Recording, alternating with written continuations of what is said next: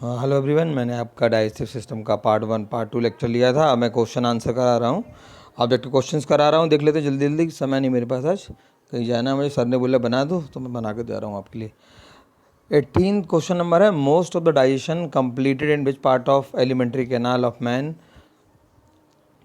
आहार नाल में सर्वाधिक कार्य जो डाइजेशन का होता है वो किस जगह पर होता है। देखिए अब चारों ऑप्शन देखिए, आपको अगर नहीं भी सवाल आता तब भी आप इसका आंसर लगा सकते थे।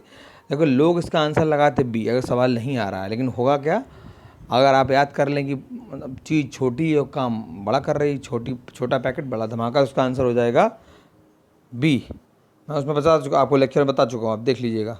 अगला, digestion started in man from, बता चुका हूँ बार बार कि खाना खा रहे हैं मुंह से तो डाइजेशन वहीं से स्टार्ट हो जाता है, मुख से ही, क्योंकि स्टार्च का पाचन स्टार्ट होता है, टाइलेंट एंजाइम होता है, वो स्टार्च को सिंपल शुगर में कन्वर्ट कर देता है। तो यहाँ पे आंसर क्या हो जाएगा आपका सी। अगला देखते हैं 20वां, length of elementary canal of man is approximately, यानी जो आपकी आहार नाल होती है वो कितनी लंबी होती है, याद कर लीजिए 32 feet. 21, which of the following is not a part of the digestive system.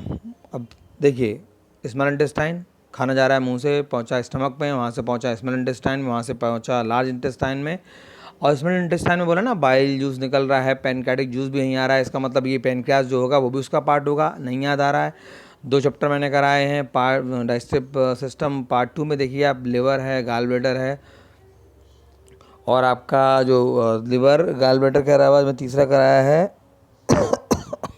याद ही नहीं आ रहा मेरे को, क्या पार्ट था तीसरा, देखिएगा लेक्चर बताइए क्या था तीसरा। पैनक्रियास ही था, है ना, इसमें ऑप्शन में दिख रहा है। तो कौन सा पार्ट जो डाइजेस्टिव सिस्टम का नहीं है, तो इसका आंसर क्या हो जाएगा आपका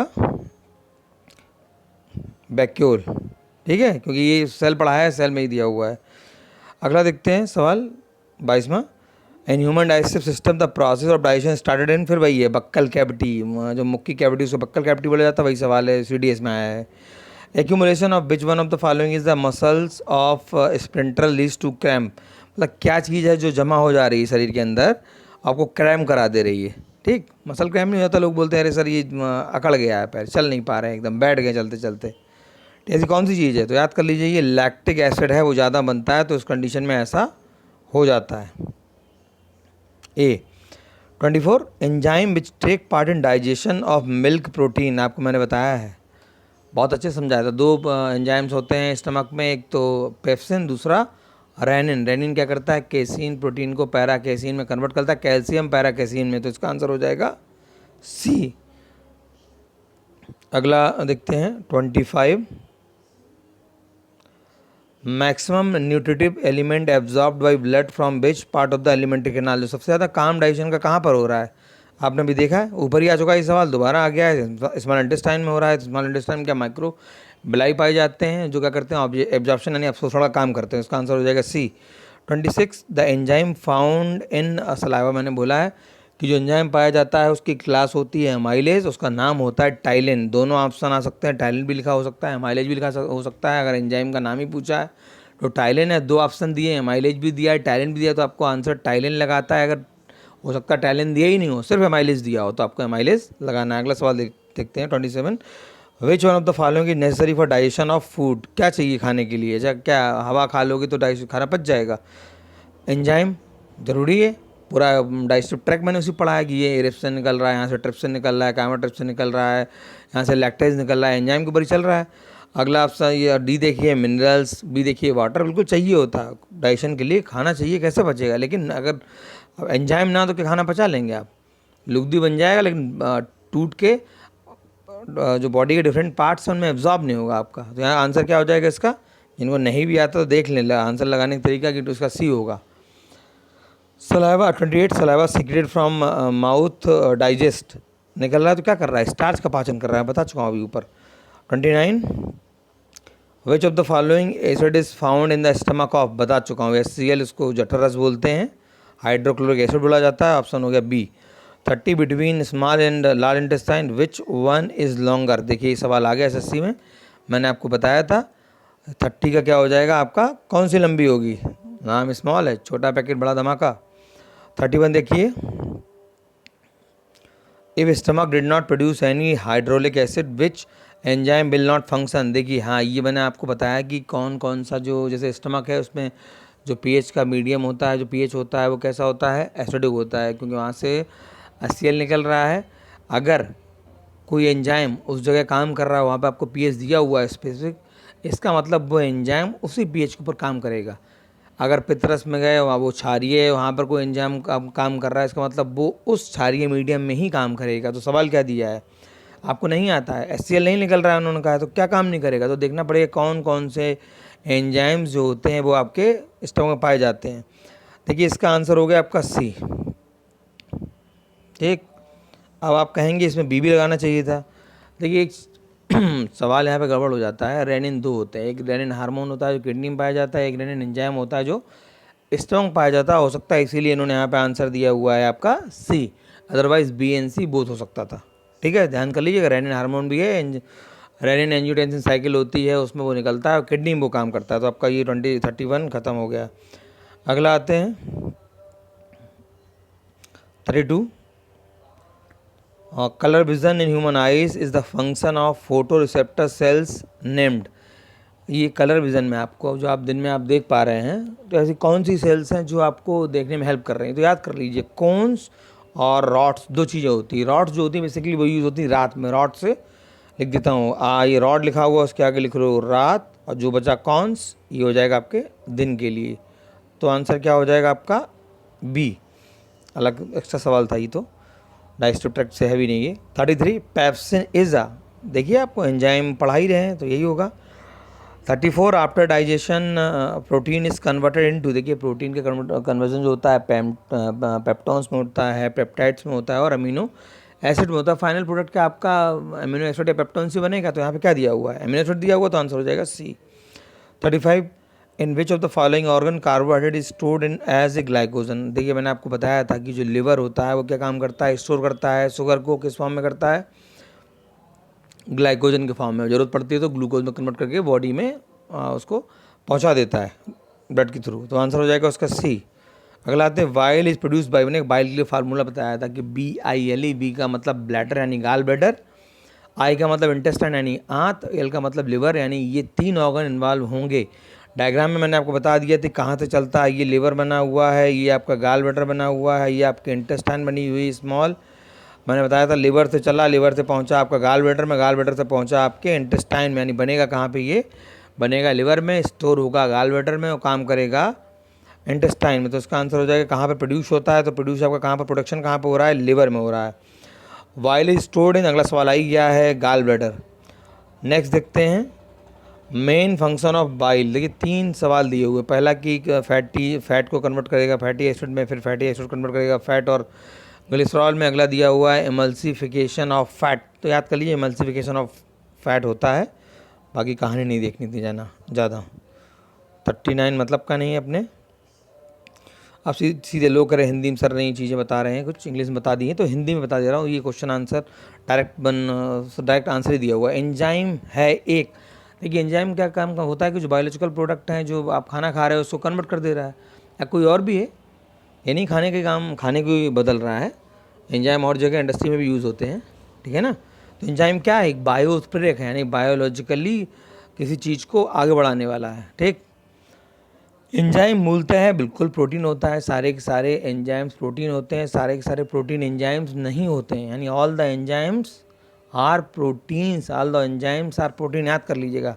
तीसरा वह एंजाइम जो ग्लूकोज को एथेनॉल में परिवर्तित करने को प्रेरित करता है, याद कर लीजिए। अच्छा सवाल है। जाइमेज नाम का एंजाइम होता है, ठीक है। जाइमेज क्या बनाएगा, एथेनॉल, कहाँ से बनाएगा, ग्लूकोज से। अगला जैविक सिस्टम में रासायनिक क्रिया की प्रक्रिया को तेज करने के लिए उत्तरदायी पदार्थ कौन सा है, यानी कौन सा ऐसा है जो कैटालिस्ट का काम करेगा, कौन है, एंजाइम। लाइपेज, यूरिया, स्लेस्मा तथा HCl में से वह है जिसकी उत्पत्ति यकृत का कार्य है, मैं आपको बता चुका हूँ। ऑर्निथीन साइकिल होती है, यकृत में यूरिया बनता है। अब हिंदी में देखना, या फॉर यकृत या फॉर यूरिया मैच कर गया है, नहीं तो लिवर के फंक्शन पढ़ेंगे उसमें आपको ये सब चीज़ें मिल जाएंगी। लेक्चर मैंने बताया लिपिड्स का पाचन होता है, मैंने बताया लिपिड का मतलब होता है लिपिड का LIPIDS, और लाइपेज में LIPASE, तो लाइपेज मतलब लिपिड्स का पाचन करेगा, और पित्तरस यानी जो गाल ब्लैडर में जो स्टोर हो रहा है, क्या पित्ताशय में जो स्टोर हो रहा है उसको बोल रहे हैं पित्तरस। पित्तरस क्या करता है, हेल्प करता है फैट के डाइजेशन में, यानी इमल्सिफिकेशन ऑफ फैट दिया हुआ है साफ साफ। अगला, मानव तंत्र में एक पाचक एंजाइम नहीं है, गैस्ट्रिन। नाम अच्छा है, आपको लगेगा सुना है मैंने, दिया हुआ गैस्ट्रिन नाम का हार्मोन है, ये पाचक एंजाइम नहीं है। गैस्ट्रिन क्या है, गैस्ट्रिन आपका हार्मोन है, याद कर लीजिए। अगला देखते हैं, हमारे रीजन एक्सप्रेशन दिया हुआ है, हमारे समझिएगा ध्यान से इसको। हमारे आहार नाल में सभी प्रोटीनों का पाचन केवल क्षुद्रांत में होता है। देखिए बड़ा एब्सोल्यूट स्टेटमेंट दे दिया है कि प्रोटीन क्या सिर्फ एक जगह पचेगी, कहाँ पे, क्षुद्रांत में पचेगी अकेली क्या? ऐसा नहीं हो सकता ना, आपको नहीं भी आ रहा है सवाल। आपने खाना खाया मुंह से, स्टमक में पहुंचा, स्मॉल इंटेस्टाइन में जा रहा है, ड्यूडेनम में जा रहा है, पेनक्रियाटिक जूस भी निकल रहा है, इतने सारे ऑर्गन इन्वॉल्व हो रहे थे, सारे जूस निकल रहा है उसमें, तो क्या एक ही जगह काम होगा? तो हम ये आपका बिल्कुल देखते ही गलत हो जाएगा। एक्सप्रेशन क्या दिया हुआ, कारण क्या दिया हुआ है कि अग्नाशय से प्रोटीनों को पाचन करने वाली एंजाइम को क्षुद्रांत में छोड़ा जाता है। बिल्कुल ये हो सकती तो होता ही है, पेनक्रियास से प्रोटीन को पचाने वाला जो एंजाइम होगा हम छोड़ देंगे इंटेस्टाइन में, क्या उसमें है? तो उसका एक्सप्रेशन सही है। अगला देखिए, प्रोटीन के पाचन में सहायक एंजाइम है, आपको बताया है, ट्रिप्सिन है, पेप्सिन है, इरिप्सिन है, इस तरह के एप्सिन एप्सिन लगे हुए हैं, वो प्रोटीन को पचाते हैं। अगला, स्टार्च को जल अपघटन से ग्लूकोज बनाने वाला एंजाइम बता चुका हूँ। स्टार्च को कन्वर्ट करेगा आपके छोटे छोटे कणों में, यानी सिंपल शुगर में, उसका नाम होगा आपका एमाइलेज। टाइलिन एक प्रकार का एमाइलेज है, मैंने लेक्चर में साफ साफ बता दिया। वह परिवर्तन जिसमें एंजाइम ट्रिप्सिन उत्प्रेरक का कार्य करता है, ऊपर यही दिया है, उन्होंने दोबारा इसको लिख दिया है वही चीज़, ठीक है। मानव शरीर के पुच्छ संगलन होता है, देखिए मैंने लेक्चर डायग्राम में आपको बताया है, फिर बता दे रहा हूँ। ये लार्ज इंटेस्टाइन है, देखिए ये, और यहाँ पे ये लगा रहता है, ये सीकम है, ये आपका अपेंडिक्स है, ठीक है। तो जहाँ लग रहा है मुझे हिंदी में यही है कि मानव शरीर में पुच्छ संगलन होता है। बृहदांत्र मतलब जो आपकी बड़ी इंटेस्टाइन उसको बोला जाता है, ठीक। अगला देख लेते हैं, हो गया। मानव शरीर में पुच्छ संलग्नक होता है, बृहदांत यानी आपकी बड़ी आंत में, लार्ज इंटेस्टाइन में। अगला, मानव शरीर में क्षुद्रांत के 3 संरचनात्मक भागों की लंबाई का सही हासवान क्रम क्या है?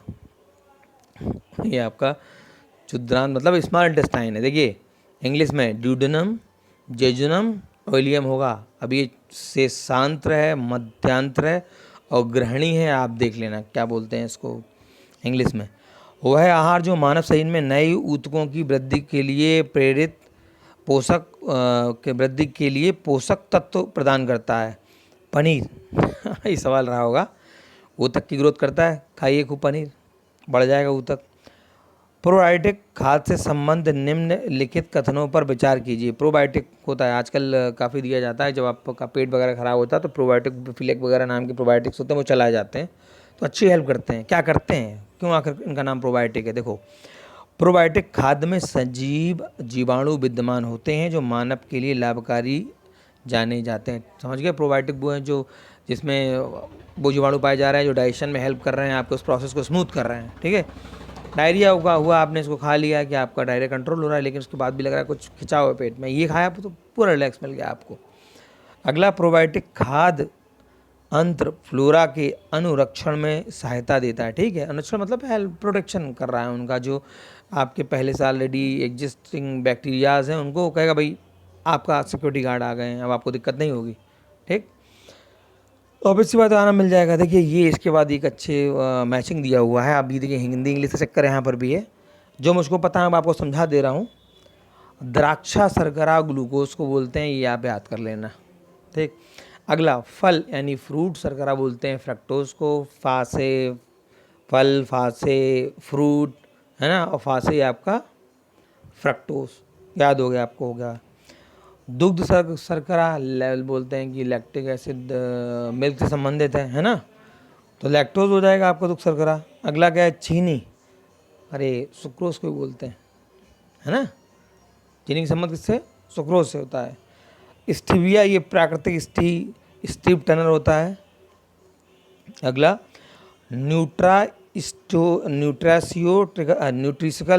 न्यूट्रिशियल होगा ये, न्यूट्रिशिकल उत्पाद हैं जिनमें होते हैं पोषक और, अरे यार ठीक है, आजकल बहुत सारे फार्मास्यूटिकल्स आ रहे हैं जिसकी न्यूट्रिटिव वैल्यू बहुत अच्छी है, फोर्टिफाइड प्रोडक्ट भी आ रहे हैं, तो क्या होगा उसमें कि अगर उसकी न्यूट्रिशनल वैल्यू है तो क्या होगा उसमें, पोषक और औषधि प्रभाव दोनों ही होंगे भाई। औषधि क्योंकि आप कोई चीज़ बाहर से ले रहे हैं, इसका मतलब वो आपको मेडिसिन में काम कर रही है, और साथ में क्या कुछ न्यूट्रिटिव प्रोडक्ट मिला दिए हैं उसमें, फोर्टिफाइड कर दिया है तो वो ज़्यादा अच्छा काम करेगी। विटामिन B12 मिला दिया है, कोई और विटामिन के मिला दिया तो अच्छा काम करेगी फोर्टिफाइड फॉर्म में। एंजाइम तथा उसके कार का जोड़ा दिया हुआ, इकोलाई प्रतिबंधित है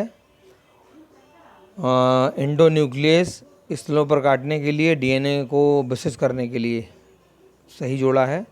देख लीजिए, इकोलाई प्रतिबंधित है, DNA को विशिष्ट, ये सवाल गड़बड़ लग रहा है मेरे को, यहीं तक रखते हैं। Good bye.